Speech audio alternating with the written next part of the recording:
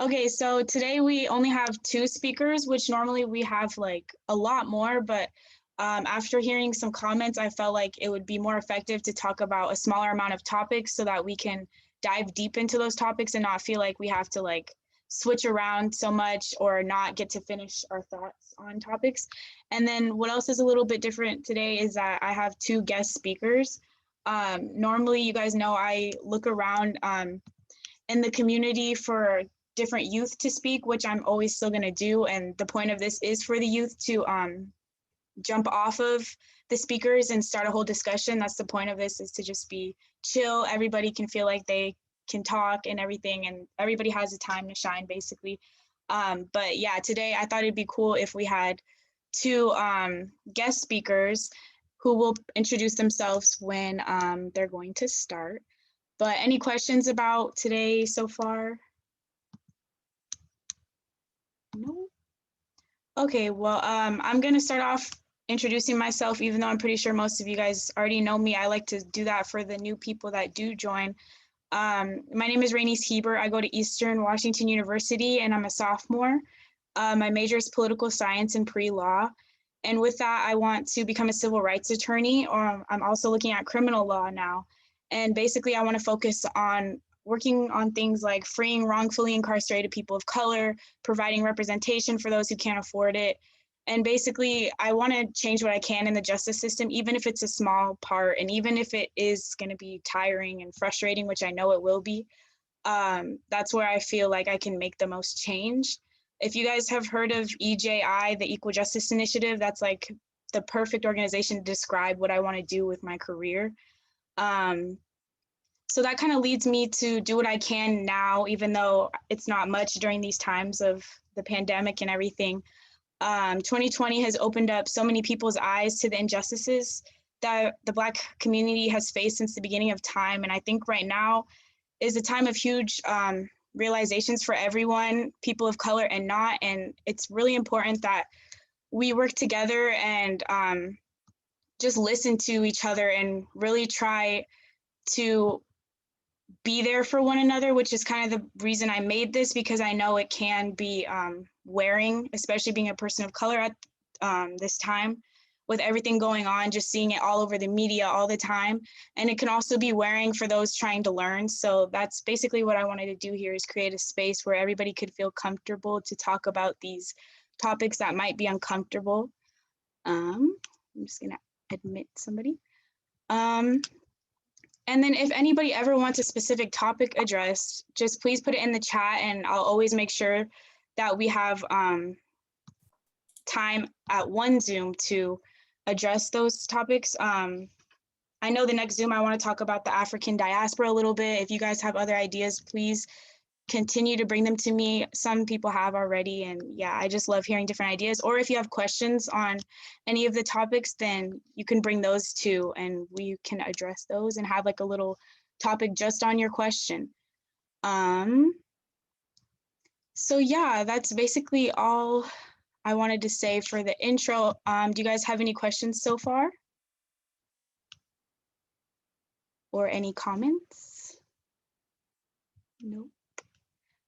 Okay, so today, like I said, there's 2 speakers. The first is going to be a teacher of mine.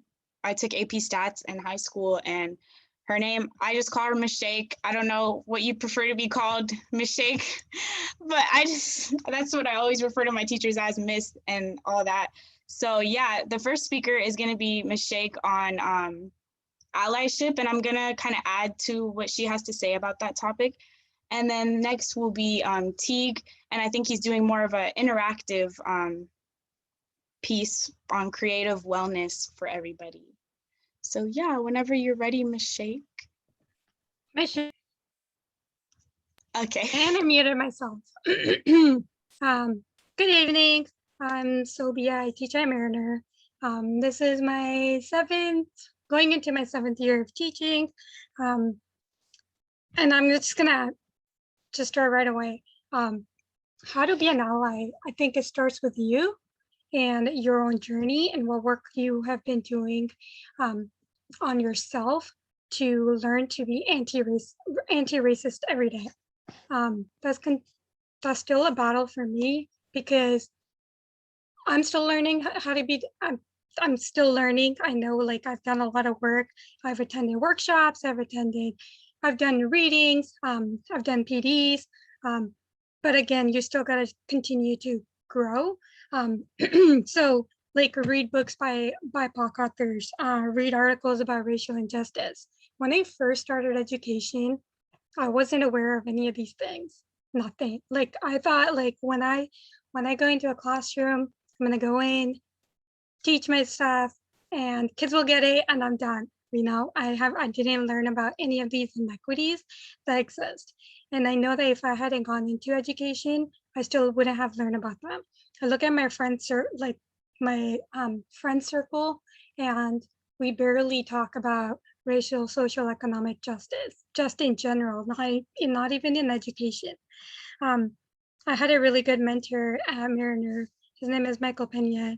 And because of him, I started doing a lot of like my own learning, reading articles, attending workshops. It came up to a point where we hold each other accountable, right? If I mess up, I go back to Mr. Pena. He's like, I'm also a culturally responsive trainer where we learn about classroom strategies. He would turn it back on me. He's like, okay, what does your training tell you to do? So it's come up to that point where we can hold each other accountable. Watching documentaries, especially about Black history, watching BIPOC TVs and movies, learning about their culture, finding social justice groups to join, taking classes by BIPOC educators. It's all about keeping that open mind and continuing to commit to fighting racial, social, economic justice every single day. So it's like waking up every day. It's like, what can I do to be anti-racist today? It's not like I attended a training and I'm done, it's a one and done deal. No, it's continuous every day. I still struggle with that in like my own family. How do I fight anti-Blackness in my own family? I know I think 2 weeks ago, I had to shut down my brother because he said something racist. And I'm like, that's really messed up. That's racist, like just calling those out. I know that's your family and that's hard, but as someone who's committing to fighting anti-racism every day, you got to continue to hold yourself accountable, your peers accountable, your family accountable. Other ways to keep in check, avoiding falling back into complicity, being critical of the media that we look at, reminding yourself to speak up, stand up every day. One of my goals has been to teach my students about racial, social, and economic justices that exist in our schools and in our world. I had students research a topic that they were passionate about. I brought forward about police brutality. I brought immigration, where does inequities exist there, the opioids, redlining. And this year it has been more like with more of my seniors, we looked at redlining, we looked at credit cards and history of credit scores and how it has been disproportionate to BIPOC, especially Black and Hispanic communities. Other ways, attending protests, but not just attending it. What do you do to move forward? I go from back to who's part of your circle? Where are you having these conversations with? Who can you turn to when you mess up? Or who will you turn to when they mess up? How do you call that out? To do it publicly, to do it privately? I know there's people who are like, well, you shouldn't address this publicly because it's not a public matter. I struggle with that. I think there's a place and time for both. If you see a systemic issue that's being addressed or that needs to be addressed, that needs to be called out publicly. You can't do it behind back doors. I know people go fall back on, hey, it's the intentions versus that it's like this person, like they didn't mean it this way, or they had good intentions. But moving from intentions to impact, what impact would that have on the community or that individual, especially if they're from a marginalized community? um, how to call someone in. Again, I either do it privately or publicly, acknowledging intentions, mention the action, not the person, explain why it's harmful, being willing to have a discussion. And if there's up to a point where you cannot have that discussion, it is the best to just, I would just say, avoid it. And there's going to be some people that you're never going to get on your side. And it's okay to acknowledge that. It's okay to stop spending your energy on that 20% of the people and then spend your energy on their other 80% of the people. Bettina Love says, you got your co-conspirators who are your ride or die, who are willing to go to jail for you.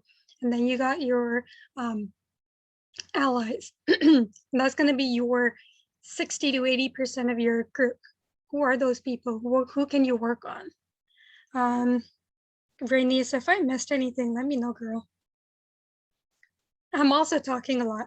I feel like you're really hitting all of the points. Thank you so much. I really wanted Shake to speak because I do remember being in her class and the effect that it did have. I feel like that's what we're looking for, at least in education, of like, we did a whole report on police brutality and we used it and connected it to statistics and everything like that. So I felt like she was a really good person to speak on this, and I feel like you're doing a really great job. Thank you so much.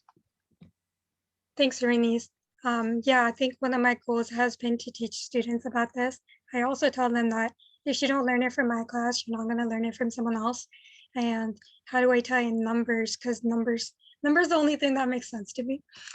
So I'm like, how do I tie it to numbers? People are more willing to understand it when you look at a data and it's like, what is that data telling me? Where's the bias in that data?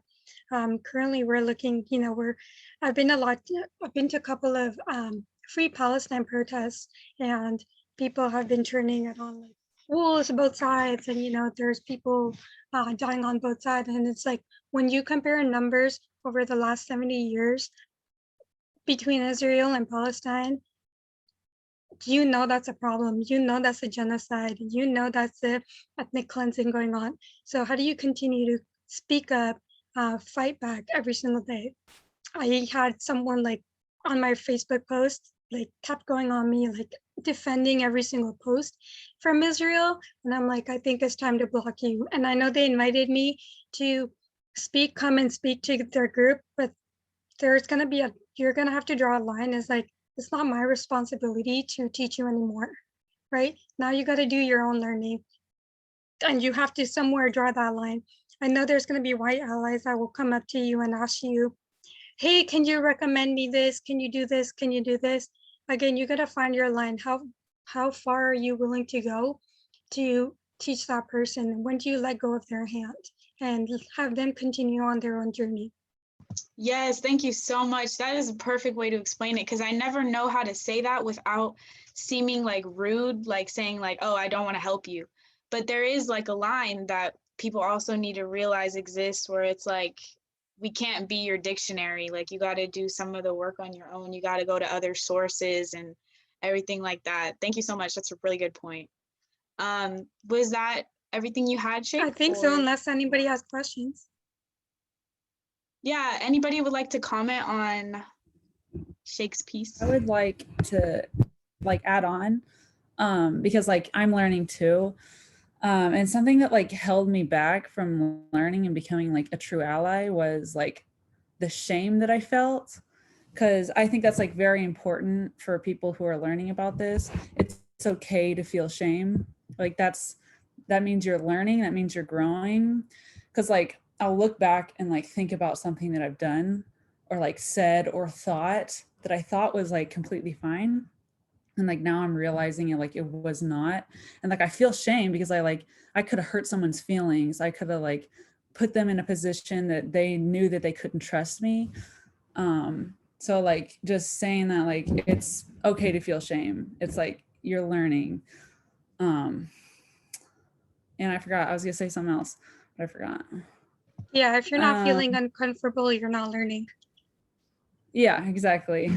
And it's, yeah, I agree with you what you said. It's not a one-time thing. You can't learn about it and then choose not to see it. Like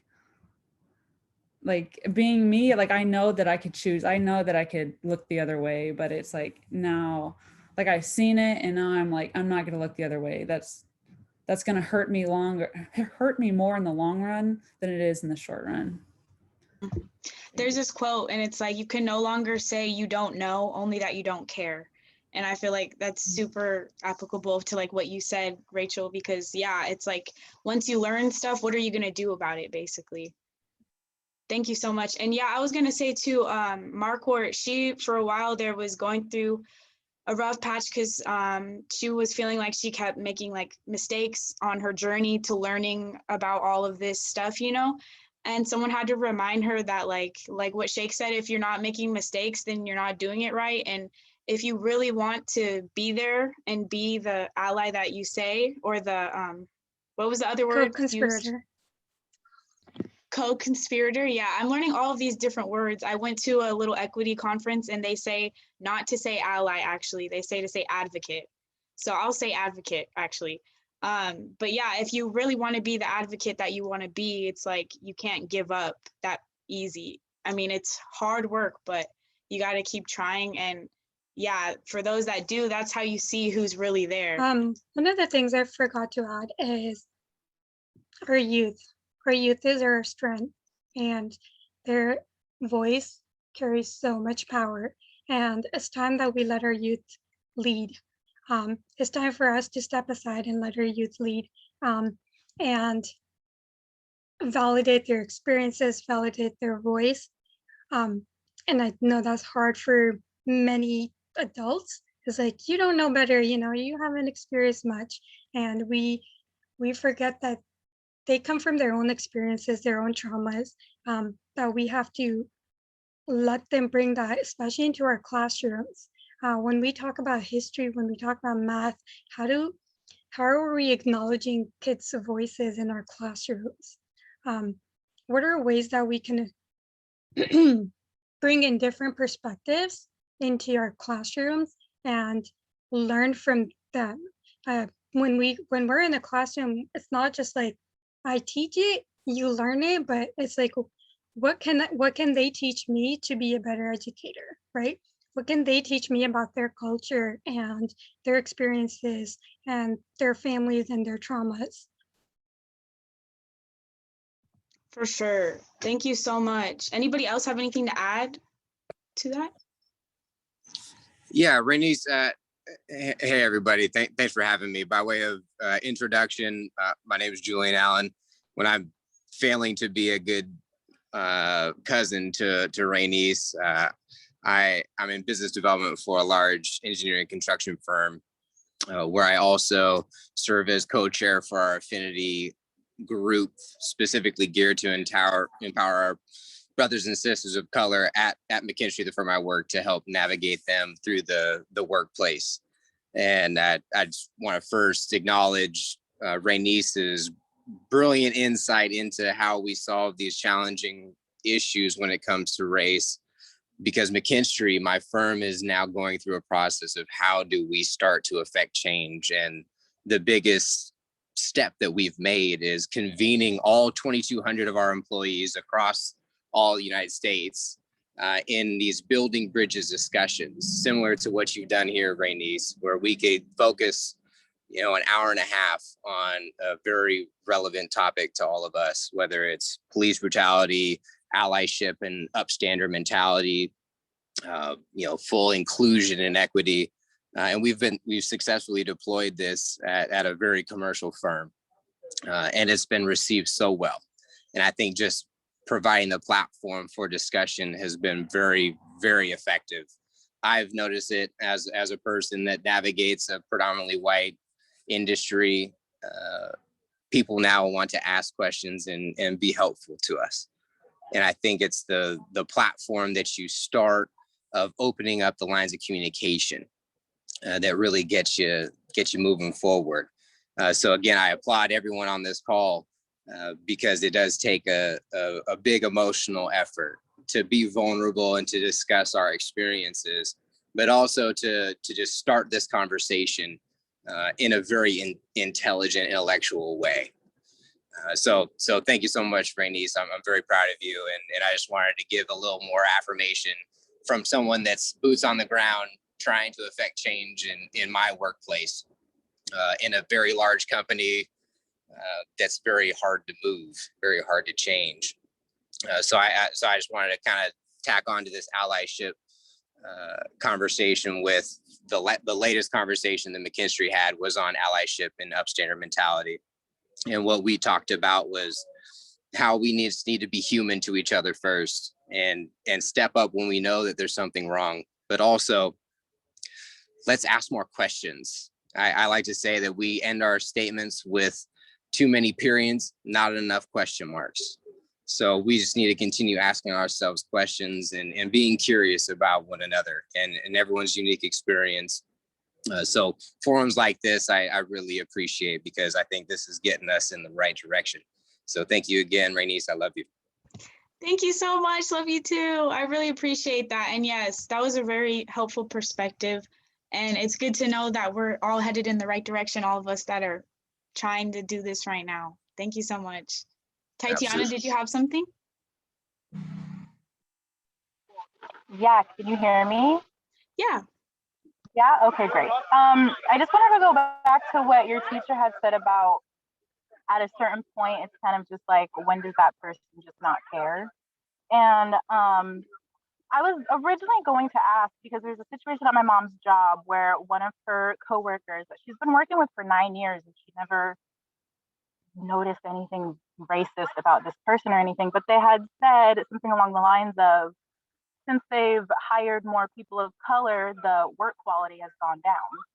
And my mom had popped off in a way, and she had just basically told her, she was like, well, there's been all these, these white people and these white people who have also just, they're not really bringing their best, it's not just people of color. You can't just throw them under the bus because all of a sudden you think that the work quality has gone down when it's kind of been this way since, whatever.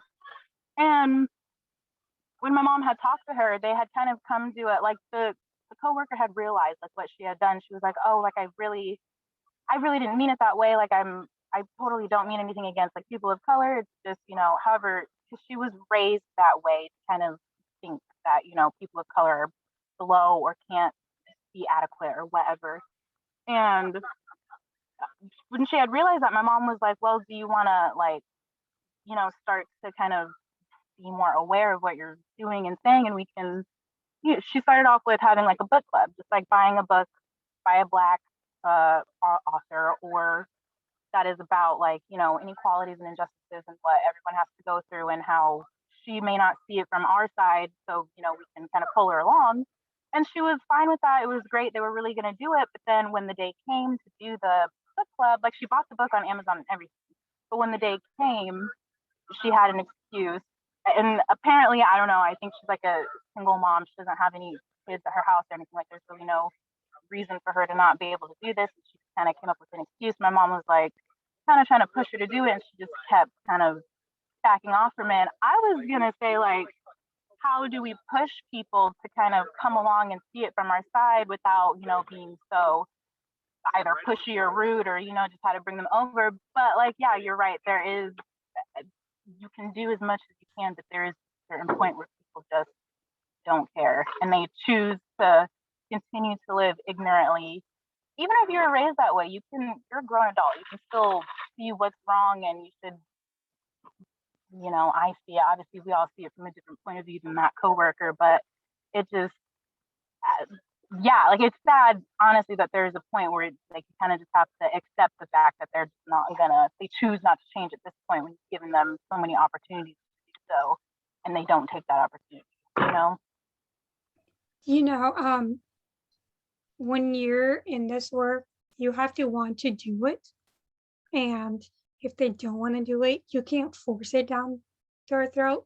What I could ask is maybe have a one-on-one with them, like invite them to a dinner, lunch or something, and be like, hey, I really want to hear your thoughts.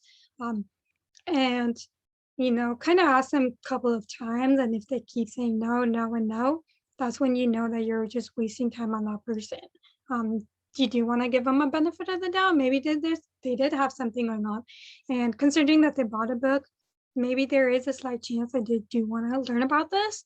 So I would go back to maybe just doing a one-on-one and be like, hey, I want to sit down with you. I want to know your thoughts, where you're coming from. But again, it has to be someone who wants to do this work. And if they're not in it, you're not going to shove down or race down their throat.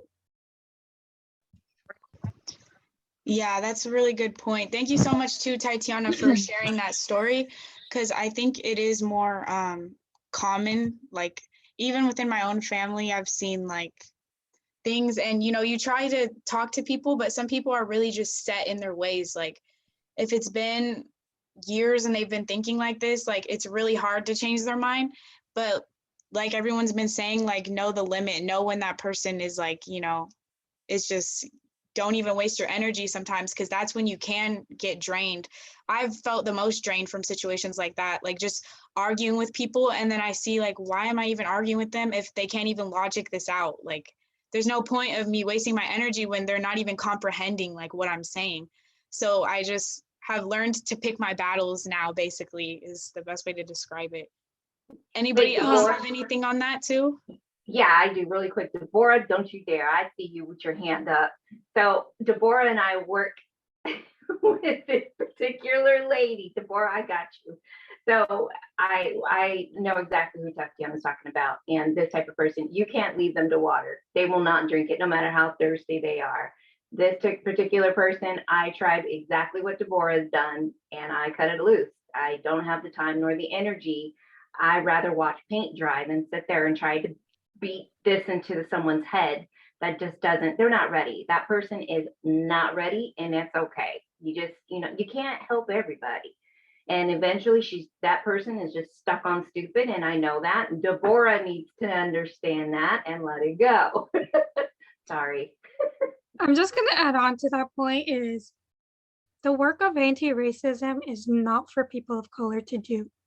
It's actually for your white co-conspirators to do. So who can you call on as a white co-conspirator and be like, hey, could you have that conversation with someone? And you know, I'm still battling that. I have to go and tell a white person to, hey, this situation happened with so-and-so. Can you go and talk to so-and-so? It needs to come up to a point where a white colleague, white ally recognize, hey, this is an issue, and I'm gonna go talk to this person on my own without me having to tell them to do it. So find your white allies who could potentially have that conversation with that person. Yes, thank you guys so much. Speaking of this really quick, before we're gonna have more time to discuss this, I just want to show a video that goes with all of the things we've been saying really quick. It's not going to play right from the beginning, but yeah, I think it's a good video for this discussion we're having. And then after I play it, everybody feel free to keep stating your thoughts on everything. 1 second. I am going to share my screen. Let's see.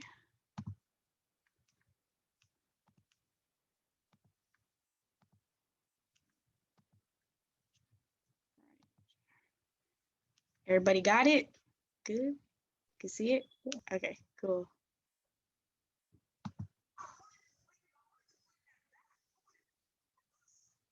Your audio is not working. It's not working? What? I think you need to put the volume up from the video that you have on. Yeah, it's not loud enough. Oh, okay. From like Zoom No, itself? so you know where you see the play button and the volume button? Oh, I see. Down here. Oh, oops. There we go. And then turn it all the way up on my computer too. Can you guys hear that?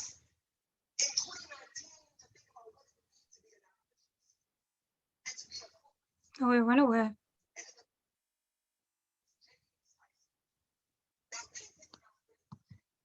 What went away? The We could volume. hear it for like a second, but then it got really low. Maggie. What the heck? I didn't do anything to it.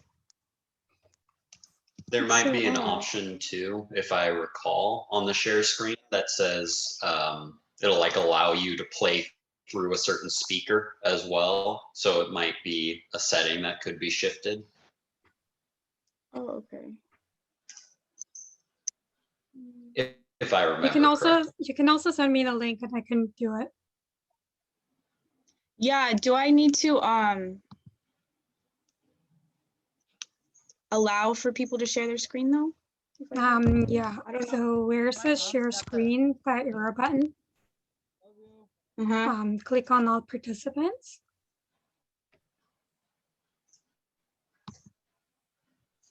And then put the link in the chat and I can try to open it.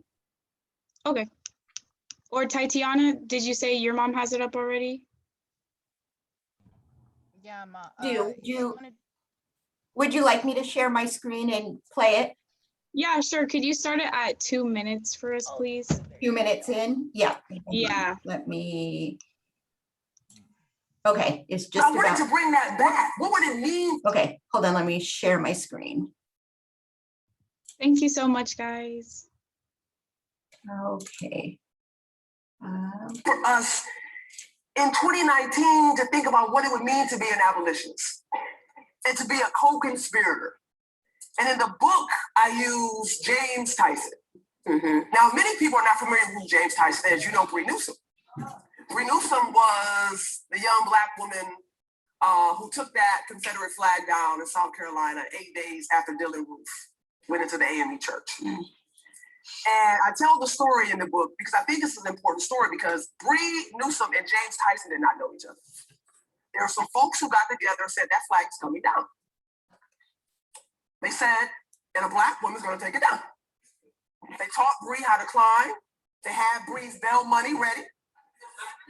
And that morning, Bree Newsom and James Tyson were at an IHOP. They got the word, come take the flag down. Bree Newsom climbs up on the pole to take the flag down. Now, this is where the difference between an ally and a co-conspirator is. James Tyson, now there's a gate for the flagpole. James Tyson isn't standing like outside the gate. Okay, like Bree, they coming, Bree. Bree. No, James Tyson, he is inside. And then the police say, you know what? We can get her down. Tase the pole. James Tyson, because he wasn't here, he was here, said, okay, hand on the pole. That white man at that moment understood why he was there. He put his hand on the pole and he knew that the police would not tase when a white man, healthy white man, right there. He saved her life.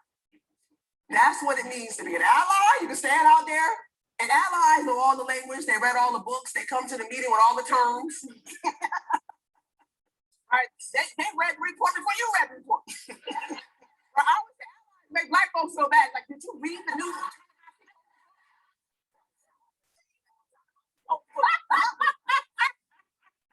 Like, you know, I've been busy being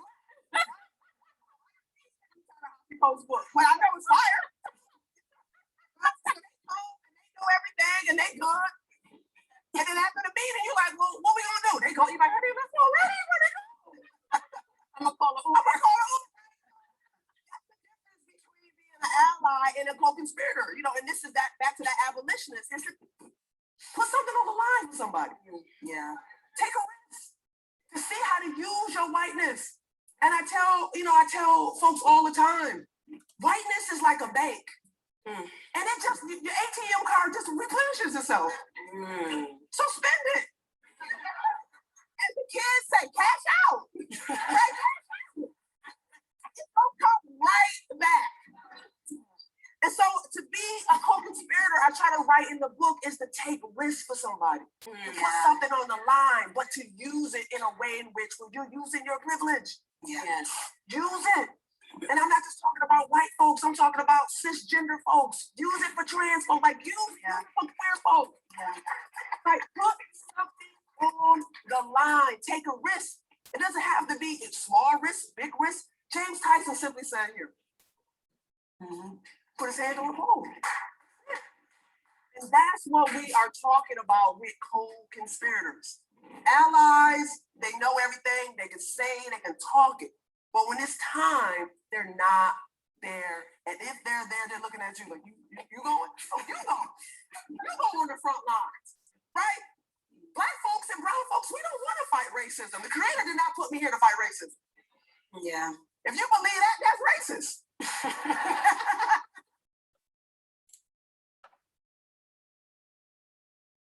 Thank you so much. I'll try to figure out the audio for the next Zoom if I need to share something. I've never had that issue before, so I don't really know what that is. But really quick, I wanted to say, look at the chat too while you guys are in these conversations. My aunt said feeling shame means you are aware, and awareness is the first step to making that change. And that is completely true. Thank you so much. And then I think we had a new, now that I see her, I don't want to consider us friends. We have to work together, but I've chosen to not be friends with her.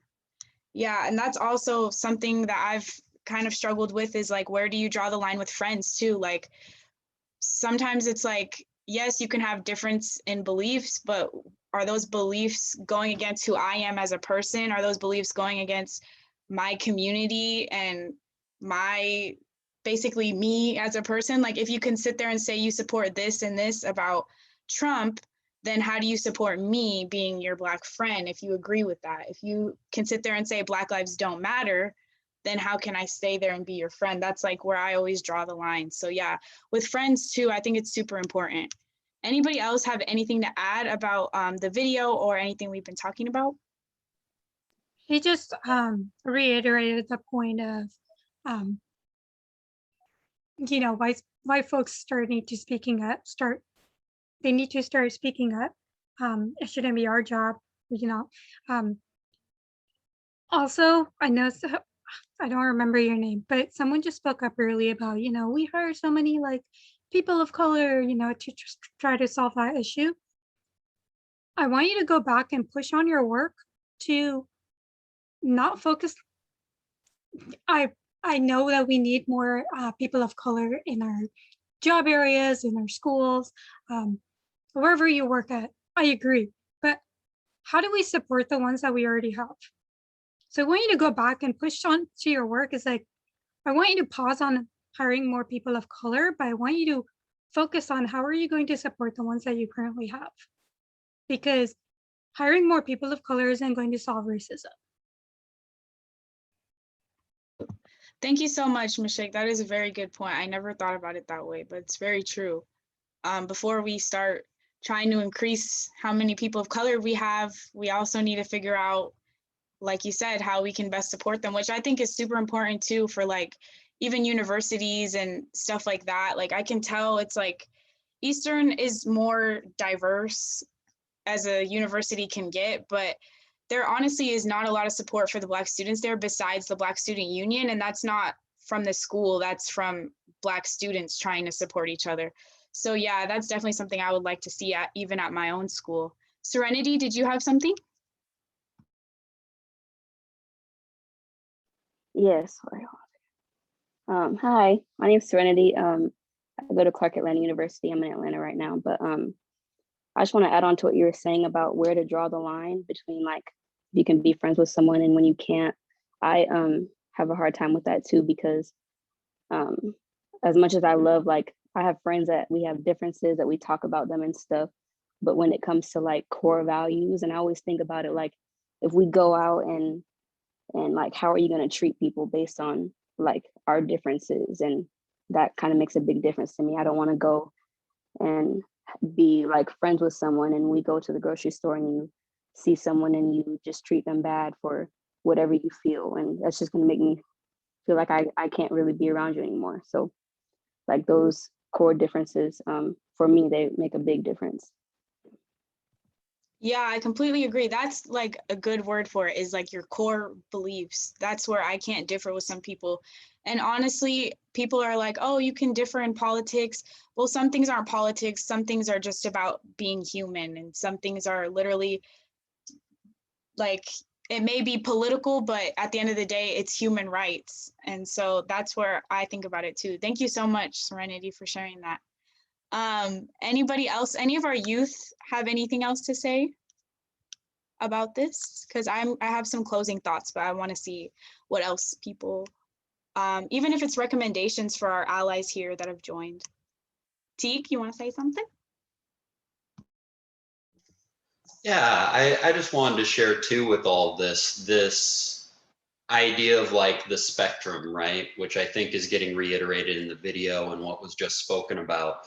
The idea that there's so many different pieces to all of this, whether it is things of like hiring more people of color and retention, taking care of the people you have, whether it's identifying these different ways that we can identify our limits of, if somebody speaks this way, I'm not going to accept it. Whereas other people might be, I'll accept this, this, and this. And when I hit here, that's my thing that I'm not going to accept. But getting to start to reflect and be like, what are, where am I on this spectrum? Whether you are working as an advocate or are going through this system, where do I want to help? Where do things affect me? And getting to make that specific, because if your step isn't as large as someone else's step, that doesn't mean you still shouldn't take a step. If that is your truth and that's where you're working from, there's still something to gain from that. But I think sometimes we stop ourselves from even taking a step because we're like, oh, well, I didn't get out on the streets and protest. I must not be good enough to help out at all, so I'm not going to do anything. When that's not the case, you should still try and find what can you do. Yes, thank you so much. That's such a good point. Everybody has their own boundaries and stuff. And like I was saying, my brother, he was struggling for a while with that coworker where he was like saying a bunch of racist stuff. They would constantly get in arguments, but he was still trying to make it work because he did really like him as a friend. And then in the end, he realized they had to fade away because he was like, I just can't, like, I can't keep doing this with someone that's supposed to be my friend. And that was his step. And for me, it took me a while too to make my own steps. Like there was a while where I would just be silent when I would hear stuff because I didn't want to be that person. I didn't want to be the person that everybody thinks is a bitch that has to always talk about racism and all that. Yeah, basically. So I would just sit there silently until I got back from university and I was like, you know what? No, we're not going to do that anymore. We're not going to sit there and be quiet.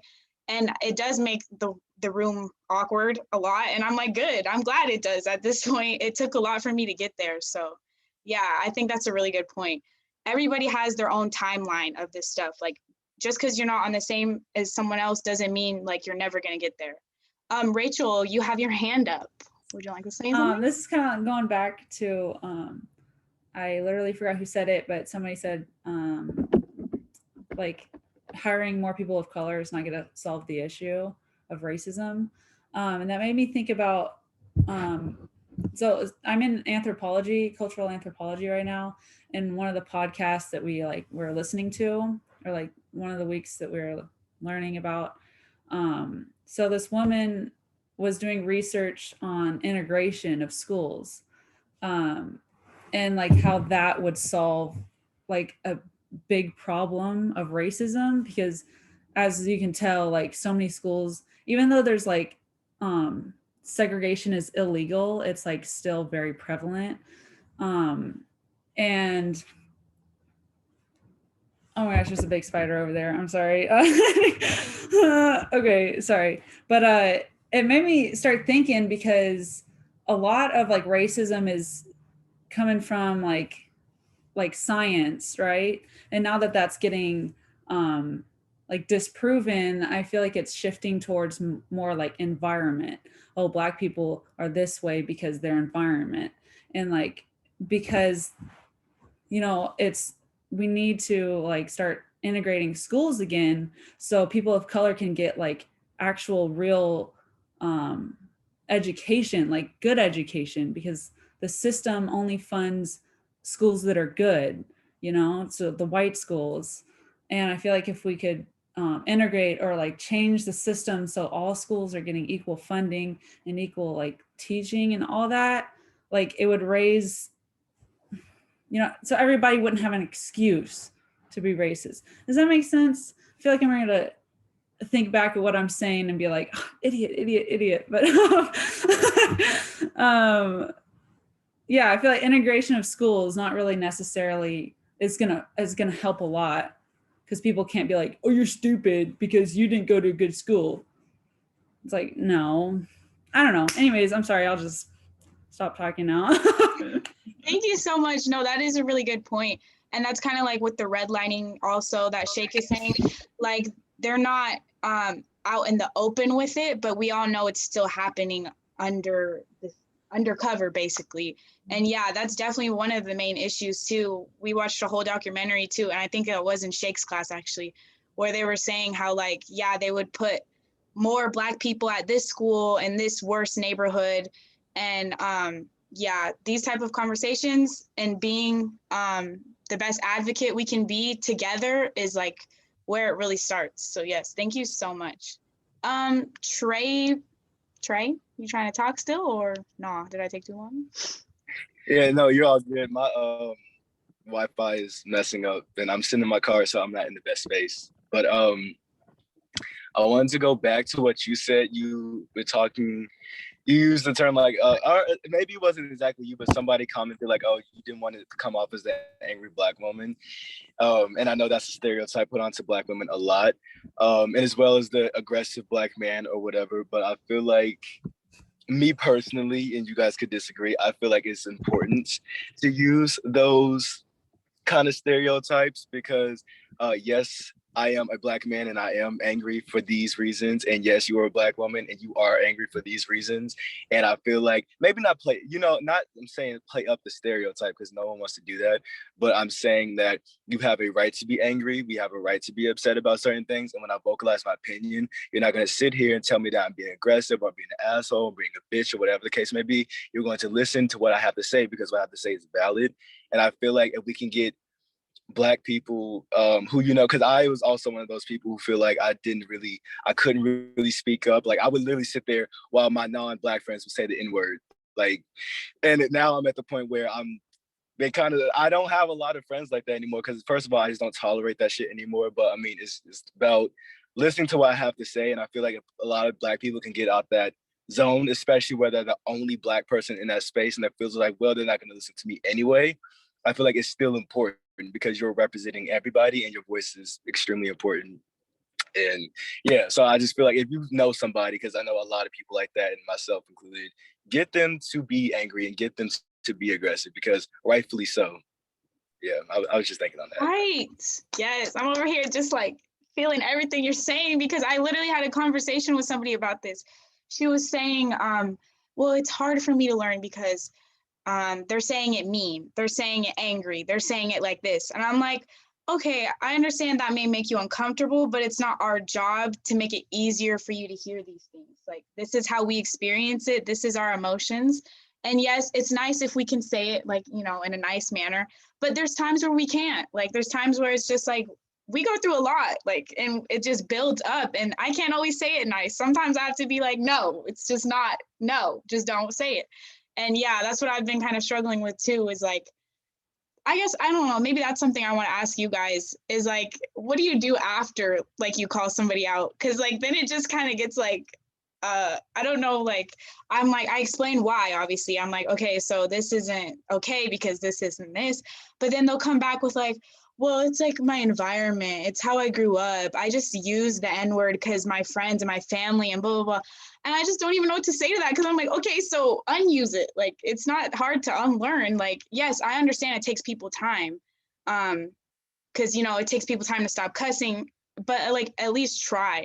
So yeah, I don't know if you guys have any suggestions of what else I could explain after having that call out moment. I would love to hear it. Mimi, you have something?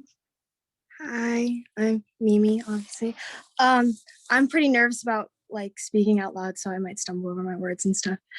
But I am someone who's obviously trying to be an ally and has been an ally in the past, but for me, it was hard for me to speak up too, like obviously.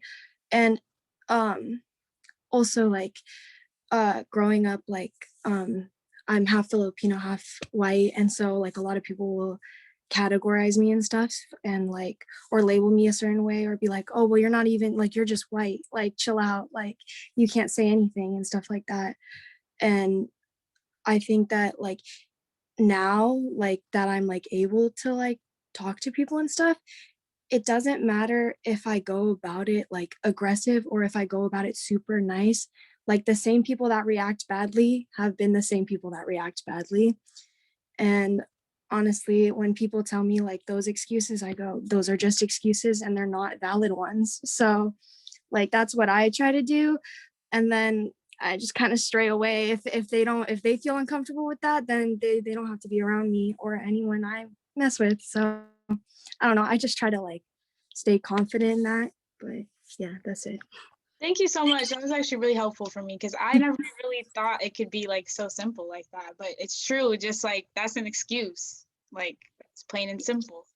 Yeah. Well, I get it's not that easy to be like that simple because Yeah. like I said, it was hard for me to before to even just say something. So I get it. Okay, really quick, I want to go to the chat. I hope you guys have also been looking at it because I've seen them as they pop up. Someone, Katrina says, your values shouldn't compromise someone else's life, period. That's a big thing. And then Lo says, every time you have to let a friend go, that leaves room for another person that gets you, supports you, and loves you. Very, very true. It can be heartbreaking in the moment, but God has something better for you. Let go and let God. Amen. We got a link here for the podcast. Thank you, Rachel. That's very helpful. Make sure you guys look at that too. And then lastly, I think an awkward silence can be an extremely effective tool. And that's from Brian. And that's actually true too. It's like, I guess I have a problem because I have anxiety a lot. And I'm like, oh my gosh, it's quiet now. Like, oh my gosh, did I say it right? Did I explain myself good? So yeah, just letting it be sometimes, that's true. That could also be really powerful too. Teague, did you have something? Yeah, I was going to add on to that too, that I think a mentality shift that we can invite as well is the idea of we are not sharing this all the time to force the person to change, right? Sometimes it's simply because we need to express it. So we get to take the pressure off of how they are going to take that stuff. And if they take it and change, that's awesome. If they don't, we don't need to put that weight on our shoulders. The more important thing is that we listen to the impulse in us to be like, I need to say this. I said it. Cool. And it sucks when people don't arrive to that. But if we can allow that to be a celebration for us, especially like I very much vibe with the anxiety feeling, right? So it's like, oh, well, but inviting that possibility of, I said it, that was the only thing I needed to do. It's the only thing I can control, might relieve some of that pressure too. Yeah, thank you so much. That's so true. I just need to stop overthinking. I feel like with a lot of it, I'm just happy I got to the point now where I do feel comfortable being like, no, even if it is awkward, because it may be someone I know or someone my friends know. Lo, did you have something? Yeah, so in the chat, I put in a YouTube video that I shared with you already, Renice, earlier this week about African American vernacular English. That it may be something all you guys need to watch, and why I'm recommending that is it will help help your friends and people that are saying words that are uncomfortable or you're like, you shouldn't be saying that. You can give them some history as to why you're okay that you can say it, or why you may say the word which instead of with, where that all stems from. So that is a great video. It's done by a wonderful young lady. So you'll see that she's pretty young and stumbles, but you'll get the gist of it. And that may be a great education piece that you can say, hey, why don't you look up AAVE and understand why you can't say that N word and where that comes from and how we use certain words a certain way. You know, just that's a great piece. I just stumbled across it, and yeah. Yes, thank you so much. I think that would also be another good topic to bring too for a future Zoom. And yeah, I'm definitely going to be utilizing that because, yeah, thank you so much. If everybody is cool with it, I have a few last thoughts on allyship, and then everybody can comment again, or we can move on to our next topic if you guys are ready. Is everybody good with that? All right.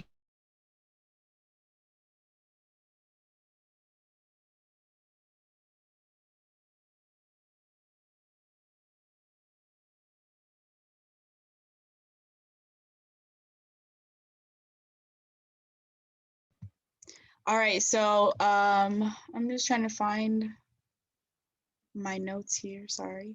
Let's see.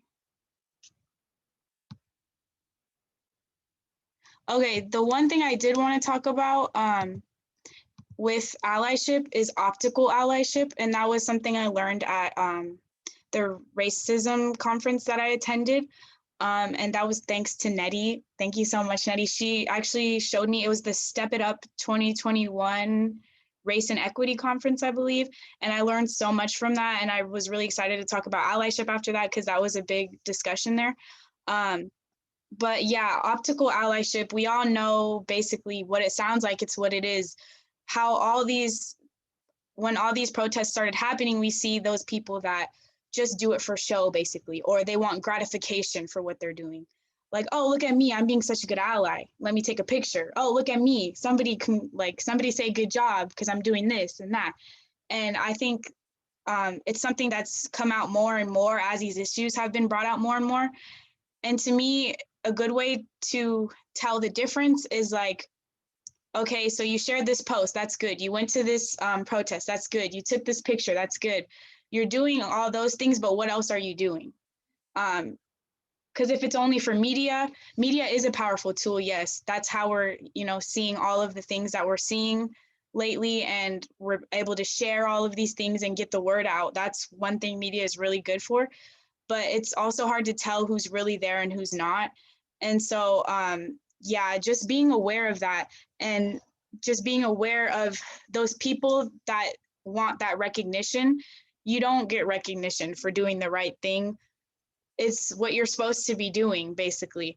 So yeah, I just wanted to touch on that. Anybody have any comments on optical allyship? Other places we might see it? I just see media a lot, like the black squares. Everybody shared the black square, which is great, but what else? Is that all you did? All you did was share a black square? Okay, so that's where I have a problem, and that's the optical allyship right there. Trey, yes? Sorry, I was gonna raise my hand. I don't know if I'm gonna get off topic, and you are free to check me with this. I noticed, and this could just be the opposing side or whatever. I know how livid people get it when we start talking about Black Lives Matter or whatever. But I remember, I can't remember her, Tamika Mallory or Tamilka Mallory. She was one of the, she's like a very active, I follow her on Instagram. She's very active on social media and everything. I believe she was at the Grammy Awards or whatever, but I remember, and a lot of Black people were kind of pissed off at her because they felt like she was doing what you describe like optical allyship. Even though she is a Black woman, I do feel like people were saying, she got money. I think she did a Toyota commercial or Jaguar commercial, something like that. And people felt like she was only doing it for the money, and she wasn't being genuine, and how activism has been used as kind of like a come up or a way to seem kind of woke. Like I see it on TikTok all the time about the white guys, and they talk about they love the chocolate girls, and then they come out, they say the N-word and do all types of racist shit. Like so you see little examples of that all the time. But I was just wondering, like, just kind of your opinion on that. And like I said, if I get distracted or if that's off topic or if you want to change it, go ahead, cut me off. But I just noticed like those examples, even within our community, that may be an example of like optical allyship. Yeah, that's a good point too, actually, is that I never really considered the fact that like maybe Black people could also participate in optical allyship. I would never think that, but there is a lot of Black people, as we know, that have self-hate and like don't even realize it and stuff.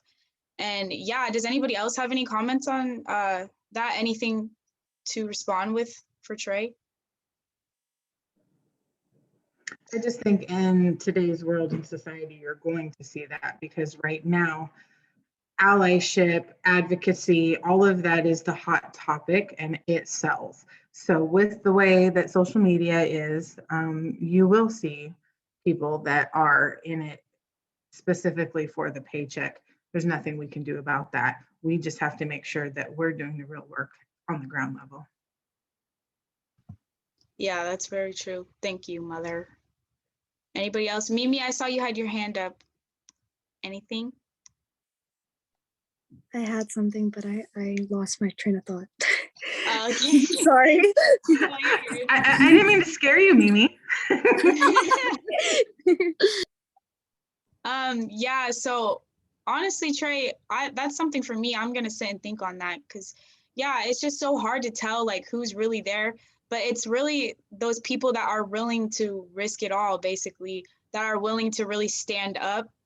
And this is even something that can show that you're going to do more than just a post, because you're over here trying to learn, trying to listen, trying to be there for each other. That's a step you can take. Like Teague was saying, they can be small steps, like in any realm. Like they can be just going to the Zoom to start, and then you learn something from the Zoom, and then you take it and then you share it. And yeah, so I think that's the main thing, to make sure you don't fall into optical allyship, is to like actually do the work, even if it seems small, basically. And that's why I wanted to start this. I knew it wasn't going to be like a big thing, but I'm like, what else can I do right now besides go to these protests, besides make this post? Like, what else can I do? Mimi, you remembered? Yeah. Oh, well, this is kind of separate from that, but I kind of had a question on like, if you think that like, you know, how a lot of people have like clothes and masks and stuff that will say like Black Lives Matter and everything now. And like, do you think that that contributes, or do you think that that's more just like spreading the word and like that's still good? Again, I think it depends what they do on top of the t-shirt. Like I have some t-shirts, obviously, because what's it called? I've been like a part of protests, like been the demonstrator or whatever. And for those uses, I feel like because you're actually doing actions with it, it's good.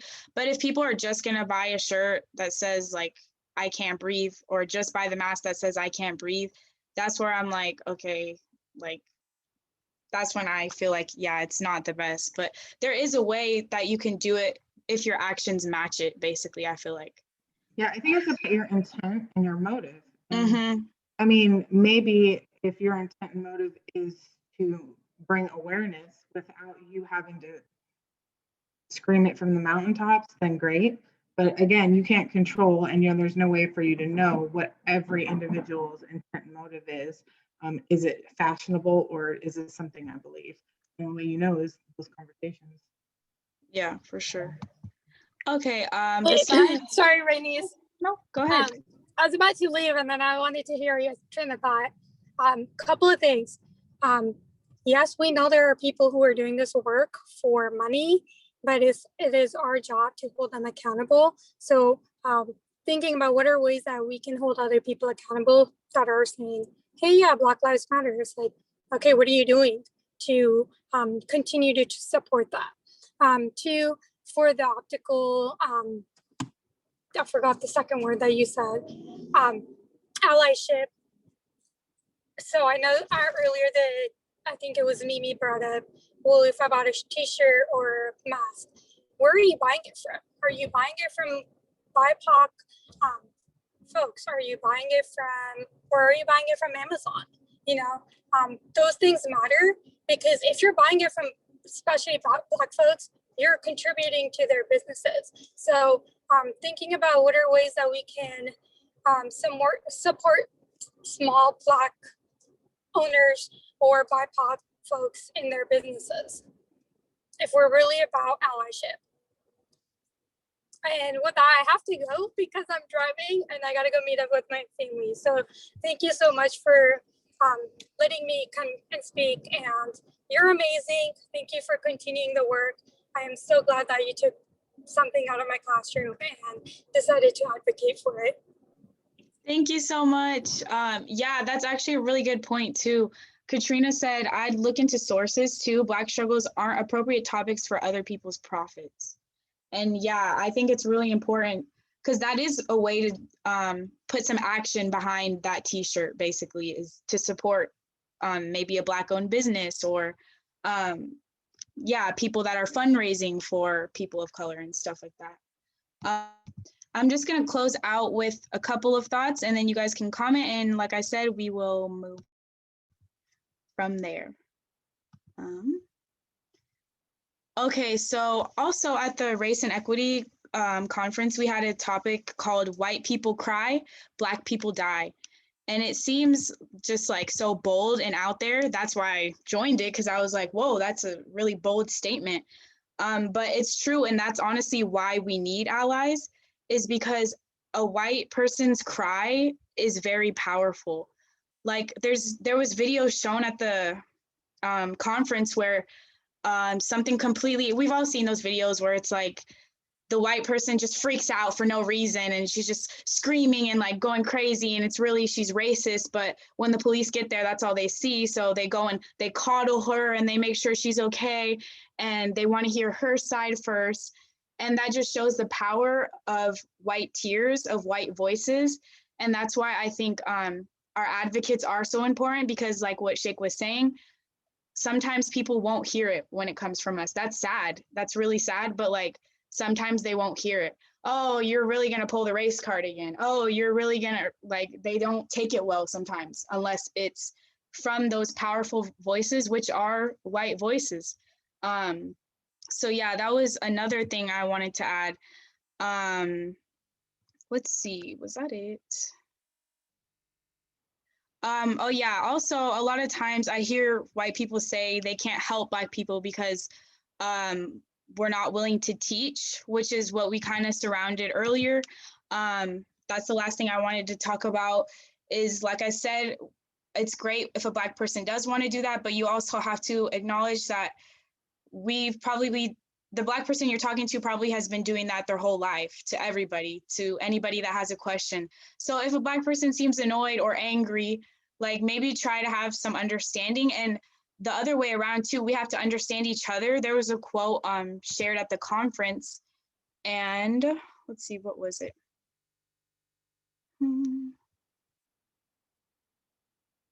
You have to accept other people's reality for what they say it is, both ways, basically.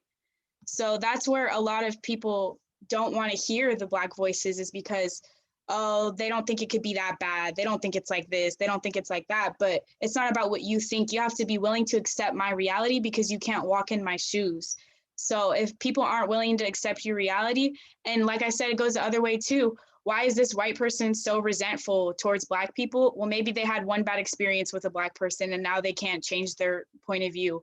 And you know, it's not right, but you kind of have to, like we said, draw the line and say, okay, that person isn't going to change.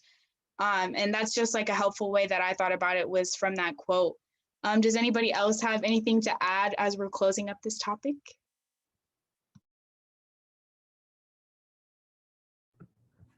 I would like to say one thing. I feel like you can tell who is an optical ally.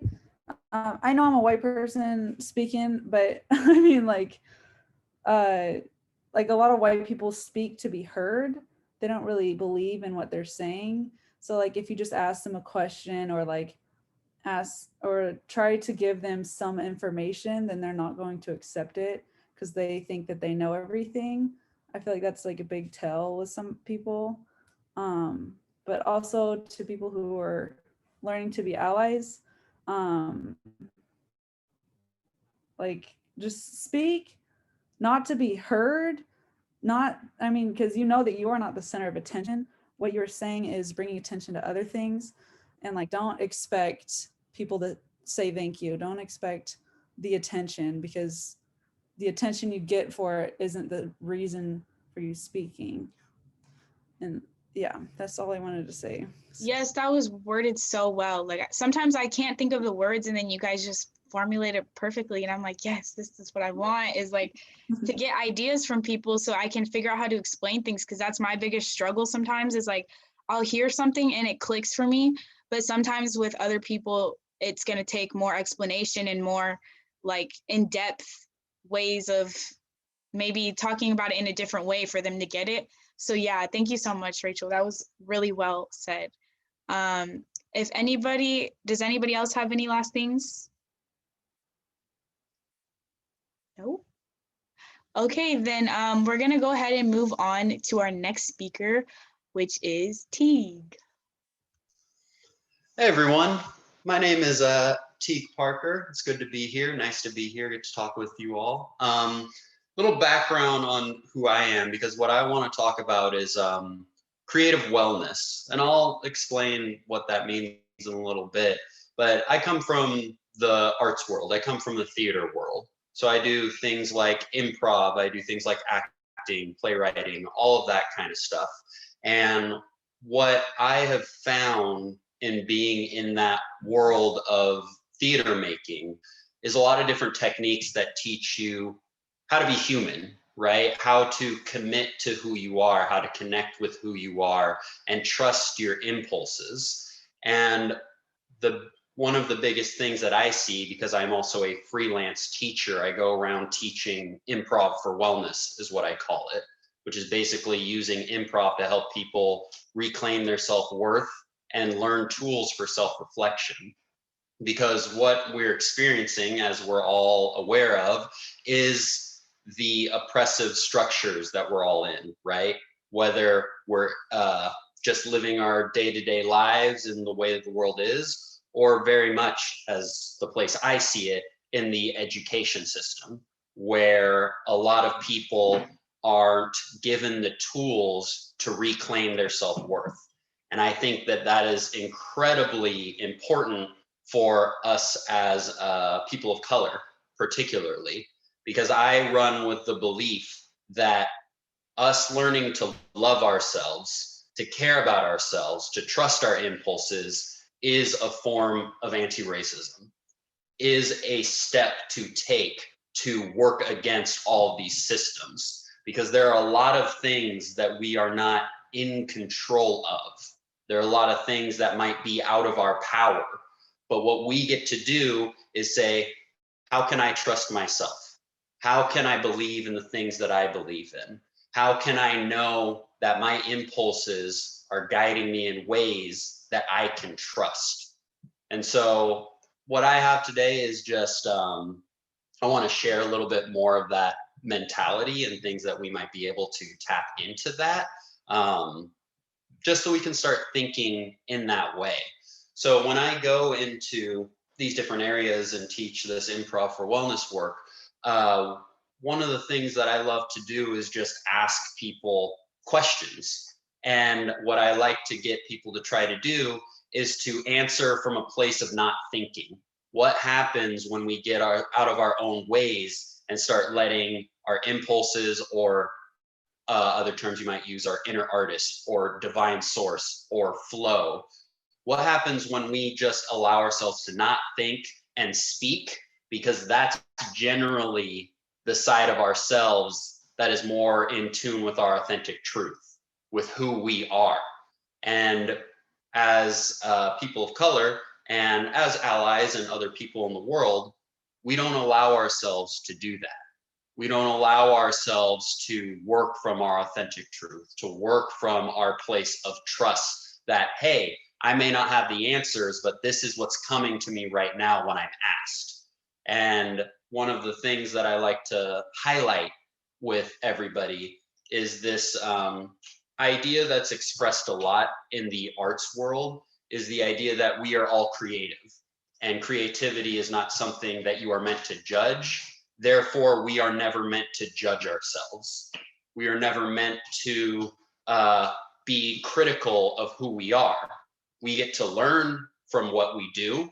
We get to learn from mistakes we make, but we are not made to be like, I did this thing, so now I have permission to hate myself. Now I'm not supposed to like myself here. Now I'm not supposed to like myself because I did that thing, right? Everything we do is a form of self-expression because we're doing it, which makes us creative. And so what we get to pay attention to is, when are we working with the term that we use in the art world, the inner artist brain, which is curious, which wants to play, which doesn't judge anything. And when are we working with the survival brain, the part that is judgmental, the part that wants to protect us, the part that makes us go like, I am uncomfortable, therefore I would like to get back to a place of familiarity, even if that familiarity is a place of trauma, is a place of pain, is a place of us not feeling good, because our bodies can sometimes want to return to that because at least we know it. At least we understand that pain, and we understand that frustration or anger or sadness or depression or any of those things. And so what we get to do is start just asking ourselves questions, start paying attention to, when am I uncomfortable? When do I feel like I am not allowing myself to tap into my authentic truth in a moment? Or when do I feel like I'm just not committing to who I am and listening to my impulses? So that's a lot of talk, theory, all that kind of stuff. The way that I like to highlight this point, the idea that we're all creative, and to highlight another point that is everything that is a part of us, emotions, feelings, actions we take and stuff, again, is not meant to be judged. It's just information. So how can we also treat things like our emotions, right? Sometimes we can label things as good emotions. We can label things as bad emotions. So if we feel joy, we're like, yes, this feels great. This is the best thing that I could be feeling. Yay for me.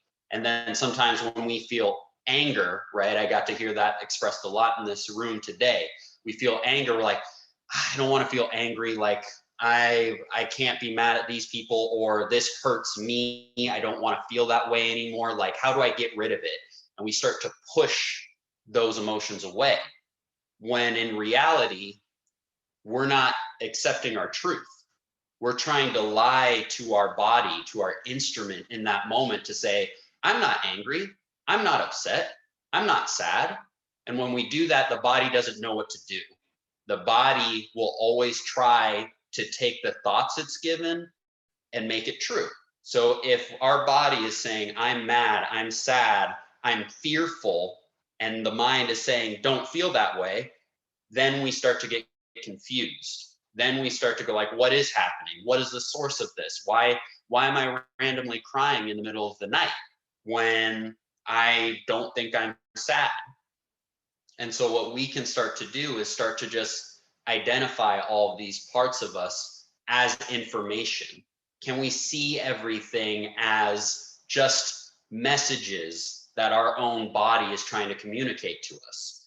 Because if we get to look at something like anger, most of the time we can see anger in a lot of wellness work. We see anger as your most loyal friend.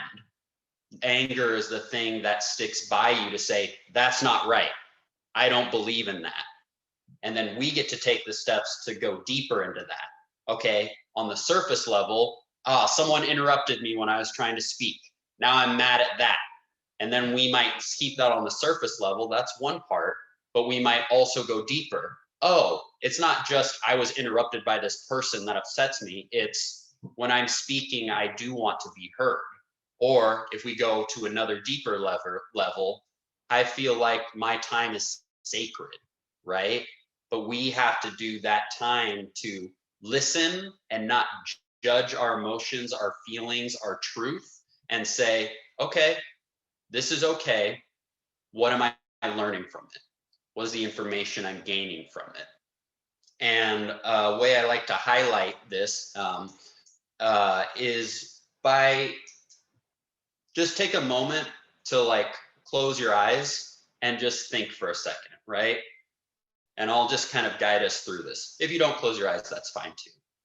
But I just want you to take a moment to think about, what is a doubt that you have in your life? What is something that you are doubtful of? Maybe it's something like, I'm not able to accomplish this dream I have. Maybe it's something like, I'm not good at drawing. Maybe it's something deeper as, I don't think my friend likes me right now. Whatever scale you want to go to, just make that thing specific for yourself. Take care of yourself in that. Be healthy. Don't go anywhere you don't want to go. But as you identify that and make it specific, I want us to get to identify this idea that these things are simply information. So as you have that in your head, I want you to think of this doubt as one side of the coin. This is just one side of a coin, because every doubt on the other side has a desire, has something that you want, has something that's important to you. And that's only can be made apparent when we accept the doubt that is inside of us. We don't have to act like it isn't true. We don't have to act like I have this doubt, I need to muscle my way through it. No, the doubt's real. And the only way to let that work through us is to accept that. So as we identify that doubt, now I want you to look on the other side, see if you can make up what we call an affirmation, right? A positive statement of positive belief. So if the doubt, for instance, a doubt I might have is that I'm afraid of talking one-on-one with people. Social anxious thought that I have in my head. So what is the thing that I want to be true? What is the thing that I choose to believe in? You don't have to think it could happen. It doesn't have to be true, but use that doubt to take you to that affirmation. So if mine is, I don't like talking one-on-one with people, or I feel like people don't like me, the affirmation might be, I like myself. The affirmation might be, I trust myself when I speak with people. The affirmation might be this, that, or the other thing. Just take a second to see, what do you need to believe in? What do you need to believe in? And give just another moment for that.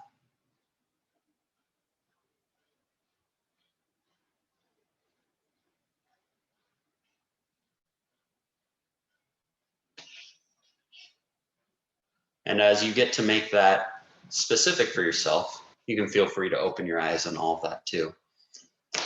I just want you to understand that core thing, that these doubts, the things that we face in our lives, all of this stuff is all connected. And if we treat it with the weight it deserves, if we treat these moments of, look at this culture we live in, look at the racist stuff that happens in our life, we can still get to see, what do we want on the other end though?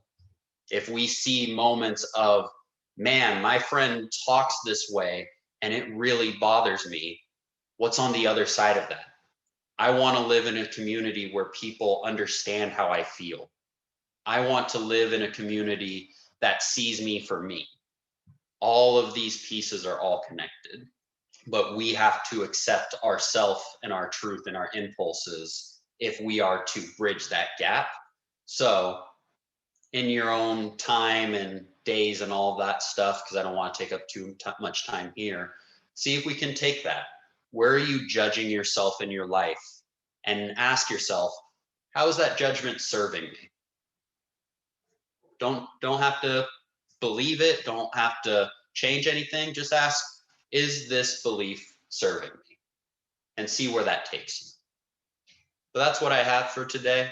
Nothing too crazy, but I appreciate you all listening and maybe just having a little different mentality with some stuff. So if there's any questions or anything, I'm happy to answer, but thank you. Thank you so much. And I hope you guys are really listening, because if you really take that in, like, you can apply it to everything that we've been talking about, like all of these emotions we've been talking about, all of the people that are here trying to learn and stuff. Like, that's really good for our mental. Like, we always have to make sure we come back to that. I don't know if you guys noticed, but I try to like incorporate like different stuff like that, because that is the point of the Zoom, is like to make sure that we're okay in that area too. So I really, really appreciate that, Teague. That was like that really hit for me. Like, I don't know about you guys, but it hit for me. Thank you. Anybody have any comments for Teague? I think that was really, really, really great. Just I think we forget sometimes how powerful our, like what we say to ourselves, how we treat ourselves. It really, it doesn't just impact like us, like our head, it impacts like how we carry ourselves, how we walk into a room. And it really kind of manifests itself in how things work out. Like if we go into something thinking we can't do it, we're going to act like we can't do it. We're going to feel like we can't do it. So we're probably not going to be able to do it. I just really appreciate what you said. Thank you so much. Thank you. Thank you for that. Anybody else have anything to add? Thank you so much, Serenity. I just think it's a great reminder that we have to take care of ourselves first and foremost, or else we cannot be there for the fight for everyone else if we're not taking care of our mental, because that manifests in our physical, and then we can't do what we feel like we want to do or should do. We have to make sure we take that time to take care of ourselves first, and that's okay. That's what's important, is that it has to be okay to take care of you. Yes, for sure. And I think that's a really good point too, because we know in the Black community, it's common for us to be told to push down our emotions. I hear it from my own dad all the time. He didn't know how to deal with me because I'm a crybaby and all I do is cry. Like, it's just how I am. I'm a super sensitive person. You're passionate. You're not a crybaby. There you go. But there was a point where, like, for a while, I felt like I kept letting everything get to me so much, to the point where, like, I would just, when my mom would tell me about a case that would happen in the Black community, I wouldn't even feel anything, because I was like, no, I'm not going there. If I go there, then I'm just going to let it overwhelm me. I'm not going to be able to feel like I can do anything. I'm just going to feel stuck because I can't get to my career path yet. That's what I'm working towards. But that's why I actually started these, so that I could have a place to also vent it out and everything. Because yeah, if you don't, like Teague was saying, let yourself feel that, then like it just makes you numb. And that's what I didn't want, was for my mom to tell me about a Black person being murdered. And I'm like, I'm so scared to feel something that I just can't feel anything.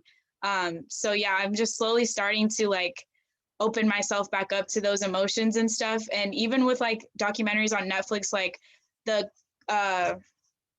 When They See Us and stuff like that, I watch it once, and then I know that's all I can handle. And I'm like, okay, so I felt all that. I'm going to take a breather. Sometimes you need to take breaks. And then if all you can do is watch it once, then like also know your limits too with everything else. Like, I think that's really important too. So yeah, thank you so much. Trey, you have something? Yeah, sorry, I was muted. I kind of have two things I want to touch on, if that's okay. The first one is, I 100%, I think that was so insightful, and it's actually refreshing to hear from another Black man, to be in touch with your emotions and understand where they're coming from and how they're gonna manifest into, your daily life and everything. Because I feel like, at least in my household, the way I was brought up, that is not the way I was told to go about things. Like, you cry, you need to man up, and I didn't grow up with the father, so I'm just like, you're telling this child to man up, but like, where's my example of that at? You know what I'm saying? And I feel like it's so important for Black men to be in touch with their emotions and in tune with their emotions, especially when they're struggling with something. So yeah, I just want to say thank you to T. Was it? I appreciate that, and that was very insightful, and all power to you. And Raynice, what you were saying, how like you just felt so drained and you wouldn't even touch on something. There's actually two specific cases recently that made me feel the exact same way. One of them, I forgot his name because there's just so many, but one of them took place in my hometown, and the man died in a hospital that I was born in. And I was like, wow, like, small world. And I felt last night, because I was like, do I care? Like, one night, not last night, but I was like, do I care? Did I stop caring? Like, I was just going through the motions, kind of, because I was looking all over my feet, but I was just like confused and lost. And how I compared it, and I don't know why this example came up, but and y'all can cuss me out if I'm wrong, because I know this is kind of extreme, but like, but this is the only way I was able to kind of like connect the two. There was this woman in history, her name was Betty Hemmings. She was a house slave, and she was married to another Black slave or whatever. She had children by him, and her master was widowed, and the master ended up taking her from her husband and her children and basically forcing, you know, how history goes, forcing him to bear her children and everything. And she lived with this man for like 12 years and was taken away from her family. And I don't know why I resonated so deeply this one particular night, but I was kind of like, at some point she had to be like, I can't do anything but just sit here and take it and expect the worst or expect him to die. And I kind of, in a way, that was kind of how I feel. Like, I can't really do anything. It's just expect the worst, hope for the best. You know what I'm saying? Like, I just can't do anything but just sit here and just take all of this shit because I'm just one person. And sometimes it is very overwhelming to know that, you know, you just don't have sometimes you just feel like you don't have a lot of power, you know? So I just wanted to touch on that. And I don't know if that resonated with anyone else, but it's good I'm glad you're doing these friendies, because I mean, I have no Black friends. So like, I'll be trying, but I mean, like, I really don't have groups of or whatever that I can talk to. So I'm very appreciative that you're doing this. Yay, thank you so much. Yeah, I definitely understand how you feel. Like, I felt so hopeless, and I felt like the only way I could make a change is by doing the career I want, which is obviously one way that you can make a difference. But I feel like I said, what makes me feel better is doing small things like these, because then it's like, okay, I obviously can't affect the whole systemic racism issue, but what can I do? I can do this. I can talk with my community. And I kind of felt the same as you, Trey, where like I didn't really have a lot of Black friends until I went to Eastern and I joined the Black Student Union. And so, yeah, I think it's really important to get this off of our chest. That's exactly what I want, because that's how it feels. I want everybody to know how it feels. I don't care how uncomfortable it is. Like, that's how it feels to be Black and seeing your community die every day in the media. And that's the thing that also gets on my nerves when people are like, can't you just say it nicely? Can't you just calm down? I can't calm down. I see a different Black person killed every single day on my timeline. Like, how would you feel if that was your community? I don't think you'd be very calm. So yeah, I think it's really important to feel these emotions. And like you said, to let people know that you're feeling those emotions too, because yeah, I think people sometimes forget that it's like, we're a community. It may not be someone I immediately knew, but I'm seeing people that look like me every day in the media dying all the time. I'm seeing it affect me in my personal life. I'm literally, my brother's calling me because a police officer is driving behind him and following him a little too long. And I'm feeling that in my chest all the time. It's like a lot of weight. And that's what people don't understand. Like, it can't always come out the best ways sometimes. Like, sometimes it comes out a little angry. So yeah, thank you so much. Does anybody else have anything to add to that? I agree. I think when people say stuff like, why can't they just do this or what, it gets really frustrating because I just feel like sometimes some people are unable to really take themselves, like get out of themselves and put themselves in another person's shoes to see or to even try to feel or try to see how that feels. You can't always I don't know, like when you're talking about when they see us and all that other stuff, it really just made me upset. Like, why all those people, I'm trying to articulate my words because it's frustrating, but the fact that you took away 5 lives that they had so much ahead of them and you just go on with your life, that's very frustrating to hear. And they won't even take backlash or they won't take criticism about it because they just want to look behind it. But no, you really did that to someone. And with all the videos and stuff, it does get hard because if you think about it to a T, these are all families being affected, whether you feel it directly or you see it around you. People are feeling it and people sometimes feel like there's nothing they can do about it. So yeah. Yes, thank you. I think that's why it's really great, like the techniques and this one small tool, and I know Teague has a plethora of them, but that one small tool is something different, you know, outside the box that probably some of you haven't even considered, because, you know, we always want to think about, you know, how do we force the change down someone, but sometimes we have to focus on what's in our control, and that's our attitudes and our behaviors and how we can make ourselves feel whole, complete, powerful, confident first, and then articulate that out.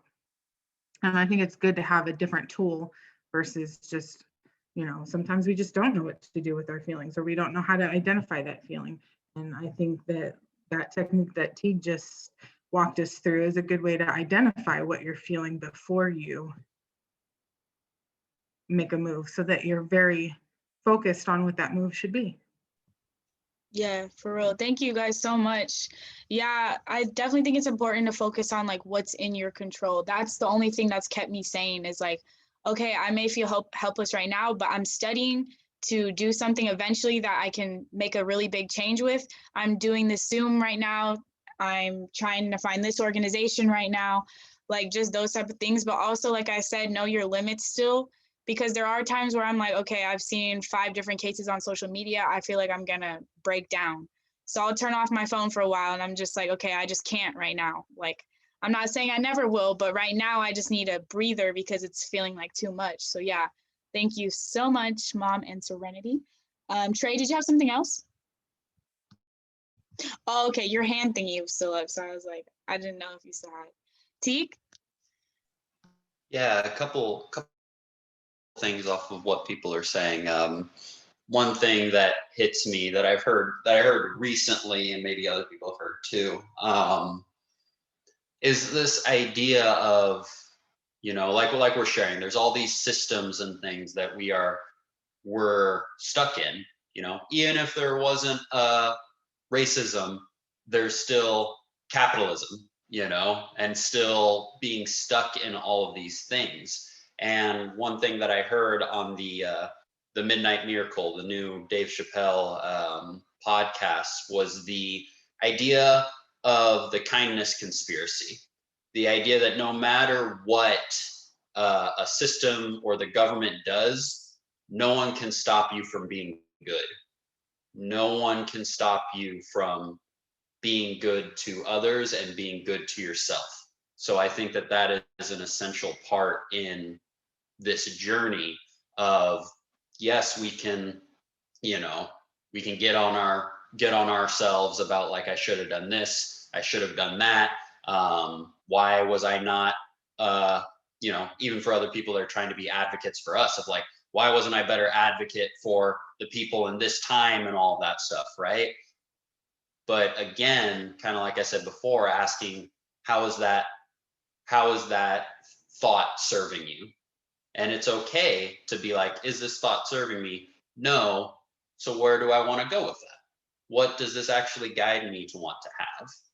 And on the other point I wanted to make was more in the theater world again, but try to give, kind of like was mentioned earlier, trying to give numbers to something, right? Or trying to give science behind something.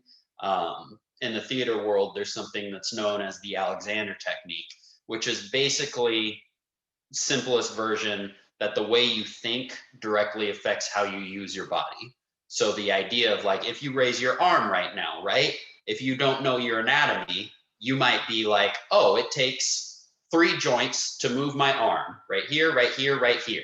So you will move your arm as if you were using 3 joints, when the actual anatomy of your body is there's 1 joint here, 1 joint here, 1 joint here, there's another joint right here.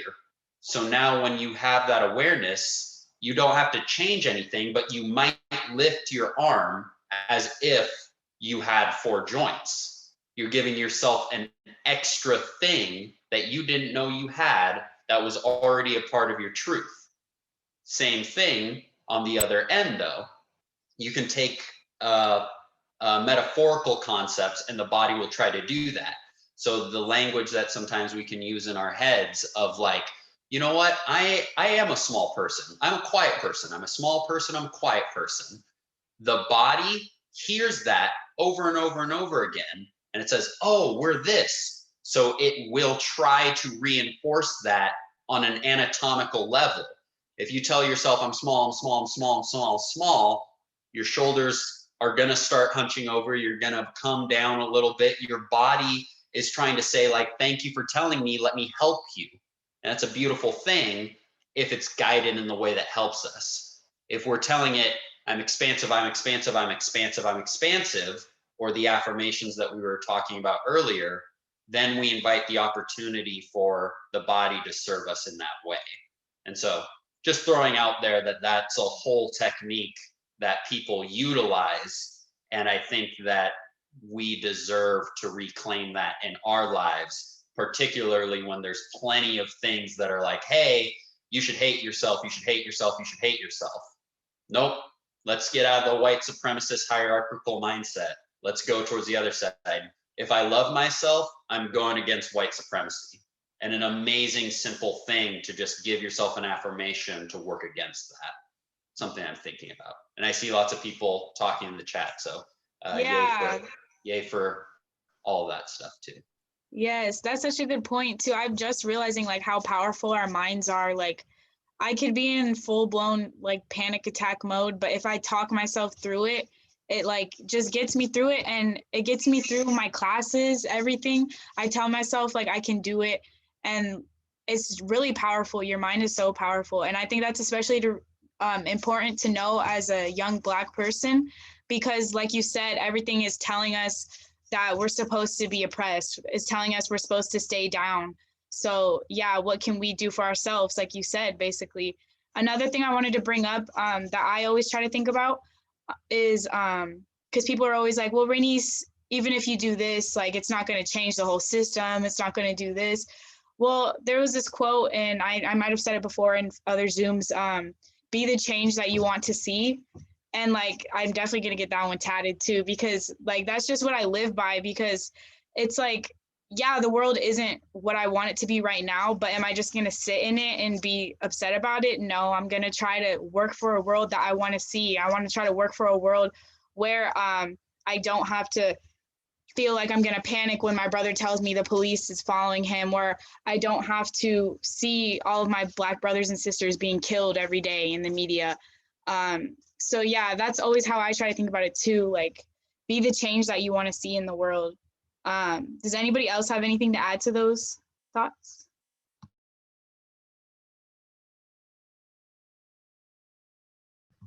No? Okay.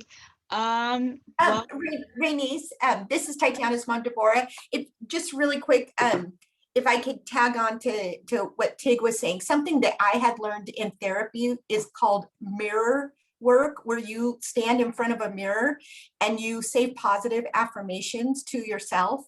And your mind does not know the difference between fake and reality. It doesn't know the difference between pretend and actually happening. So the mirror work is to trick your mind into believing those things. And when your mind believes it, your body will start acting like it. And then your emotions will follow.